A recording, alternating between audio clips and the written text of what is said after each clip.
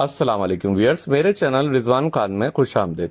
तो व्यूअर्स, सबसे पहले मैं रिक्वेस्ट करूंगा जिन्होंने मेरा चैनल अभी तक सब्सक्राइब नहीं किया वो मेरे इस चैनल को सब्सक्राइब करें, ताकि मैं इस चैनल पर आपके लिए डिफरेंट टॉपिक पर मुख्तलिफ इंटरेस्टिंग वीडियोस अपलोड करता रहूं। तो व्यूअर्स, आज मैं आपको जिस फिश के बारे में बताने जा रहा हूं कि अगर आप अपने एक्वेरियम में रखना चाहें तो वो बहुत ही खूबसूरत फिश है और उसका नाम है ओरेंडा फिश। तो जी हाँ, ये फ्रेश वाटर फिश है और ये बहुत ही खूबसूरत फिश होती है और एक गोल मटोल सी फिश होती है और ये गोल्ड फिश फैमिली से बिलोंग करती है और इसको फर्स्ट टाइम क्रॉस ब्रीडिंग के जरिए चाइना में बनाया गया। तो ये अपनी खूबसूरती की वजह से बहुत ज़्यादा फेमस है और इसके सर पे बबल लाइक एक हुड होता है जिसे वैन या क्राउन कहते हैं और ये मुख्तलिफ कलर्स में अवेलेबल होती है, जैसे मिसाल के तौर पे orange, red, red and white, red and black, black और chocolate, bronze, white, silver, black and white जिसे हम पांडा कलर भी कहते हैं, red and brown and white, ये ट्राई कलर में भी होती है और एक रेयर कलर भी होता है जो कि ब्लू होता है। तो ये इन कलर में पाई जाती है और इसके अलावा जो इसकी मैक्सिमम साइज हो सकता है वो 22 to 35 सेंटीमीटर यानी 8 to 12 इंच तक ये ग्रो कर सकती है आपके एक्वेरियम में। ये जो है ना एग्रेसिव नहीं होती और बिगनर्स के लिए बहुत आसान है कि वो अपने एक्वेरियम में, अगर जो बिगनर्स हैं जो इन्होंने अभी अभी एक्वेरियम का शौक किया है, वो इस फिश को रख सकते हैं क्योंकि इसका बिहेवियर पीसफुल होता है और इसकी केयर भी बहुत आसान है। इसकी मैक्सिमम एज आपके एक्वेरियम में अप टू 15 ईयर्स तक ऑब्जर्व की गई है। ये ओमनीवोरस है यानी ये लाइफ एंड ड्राई फूड्स दोनों तरह के, प्लांट्स एंड जनाब वर्म्स वगैरह दोनों तरह के खा सकती है। और अगर आप अपने एक्वेरियम में रखना चाहते हैं तो आपका एक्वेरियम मिनिमम 30 गैलन का ज़रूर होना चाहिए। इसके अलावा जितनी ज़्यादा आप ओरेंडा फिश रखना चाहें और जो आप इसके साइज़ ग्रो करना चाहें उसी हिसाब से आपका एक्वेरियम भी बड़ा होना चाहिए। और आपको जैसा कि व्यूअर्स मालूम है, कुछ फिशेस ऐसी होती हैं जो एक्वेरियम के बिल्कुल नीचे स्विम करती हैं और कुछ ऊपर स्विम करती हैं या कुछ बीच में एक्वेरियम के सेंटर में स्विम करती हैं। तो ये मैं आपको बताता चलूं, ओरेंडा फिश जो है तकरीबन एक्वेरियम के, तकरीबन आपके टैंक में तकरीबन हर जगह ही स्विम करती है और ऊपर नीचे बीच में हर जगह स्विम करती है। और जो इसका वैन है, जो ऊपर हुड है, क्राउन उसके सर पे, वो तकरीबन जब ये 2 ईयर्स की हो जाती है तो अपीयर होता है। और आपको ये भी बताता चलूं कि ये वेस्ट बहुत ज़्यादा क्रिएट करती है, तो आप प्रॉपर फिल्ट्रेशन अपने एक्वेरियम में ज़रूर रखें।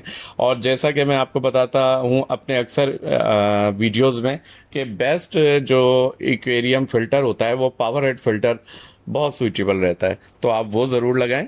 और इसके अलावा जो इसके टैंक मेट्स में आपको बताता चलूं, अगर आप इसके टैंक मेट्स रखना चाहते हैं तो आप दूसरी टाइप की कोई भी गोल्ड फिशेज इसके साथ रख सकते हैं। इसके अलावा स्वीपर फिश जिसे हम कैट फिश या प्लेको भी कहते हैं, वो आप इसके साथ रख सकते हैं क्योंकि वो इसके वेस्ट को भी क्लीन करने में हेल्पफुल साबित होगी।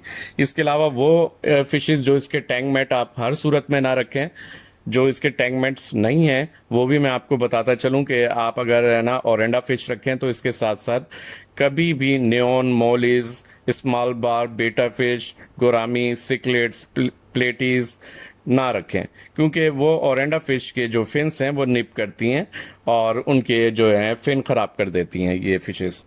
और जो है ये फिश बहुत ही खूबसूरत होती है, देखने में बहुत खूबसूरत लगती है और आपके एक्वेरियम को बहुत ही ब्यूटीफाई कर देती है। तो आप इसको जो फीड दें वो दिन में 2 दफ़ा दे सकते हैं और इसे ओवर फीड ना करें। ओवर फीड करने की वजह से ये बहुत ज़्यादा वेट गेन कर लेती हैं और जल्द ही मर जाती हैं। और ज़्यादा वेट गेन की वजह से बाज़ औक़ात इनके जो वेन है बहुत ज़्यादा बड़े हो जाते हैं और इनकी आई साइड वीक हो जाती है और इनको देखने में भी काफ़ी प्रॉब्लम क्रिएट हो जाती है। तो आप इनको फीड दिन में 2 दफ़ा दें और प्रॉपर दें, लेकिन ज़रूरत से ज़्यादा ओवर फीडिंग ना कराएं।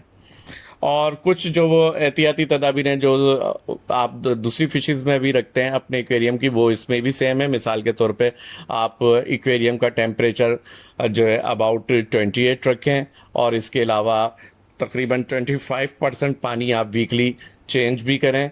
और जो है गर्मियों में एक जो है फ़ैन लगा लें, सर्दियों में आप एक ऑटोमेटिक हीटर रखें। तो ये वही सेफ्टी प्रिकॉशन है तो जो तकरीबन तमाम फ्रेश वाटर फिशेस के लिए होते हैं, वो इसके लिए भी ज़रूरी हैं। और पानी की पीएच भी तकरीबन वही सेम 7 के करीब होनी चाहिए। और अगर आप इसकी ब्रीडिंग भी कराना चाहते हैं तो आपके एक्वेरियम का जो साइज़ हो तकरीबन 15 से 25 गैलन ज़रूर होना चाहिए।